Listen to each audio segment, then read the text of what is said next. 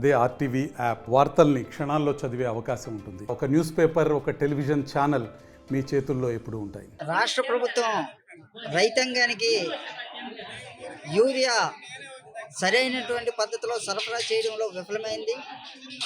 రైతాంగము కొత్తూరు మండలంలోనే సుమారు 16,000 ఎకరాల్లో సాగు చేస్తున్నప్పటికీ సరిపడినటువంటి యూరియా దొరక్క రైతాంగం రోడ్ల మీద తిరిగే పరిస్థితి ఉంది. అధికారుల చుట్టూ, కార్యాలయాల చుట్టూ తిరుగుతున్నా సరిపడినటువంటి యూరియా సరఫరా అందక ఇబ్బందులు పడుతూ ఉన్నారు.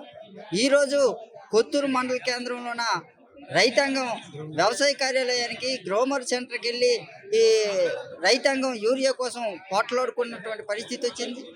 దీని మీద వ్యవసాయ శాఖ అధికారులు జోక్యం చేసుకొని రైతాంగం అందరికి కూడా యూరియా సరఫరా చేస్తామని చెబుతున్నారు.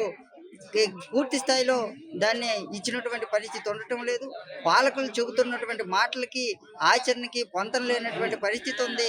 అందుకని ప్రైవేట్ డీలర్లని ఆశ్రయించి అధిక మొత్తంలో కొనుగోలు చేసినటువంటి పరిస్థితి రైతులకు దాపురించింది. రాష్ట్ర ప్రభుత్వం, వ్యవసాయ శాఖ అధికారులు వెంటనే జోక్యం చేసుకుని బ్లాక్ మార్కెట్లని అరికట్టాలి. రైతాంగానికి సరిపడినటువంటి యూరియా సరఫరా చేయాలని చెప్పేసి మేము ప్రజా సంఘాల తరఫున ప్రభుత్వానికి డిమాండ్ చేస్తా ఉన్నాం.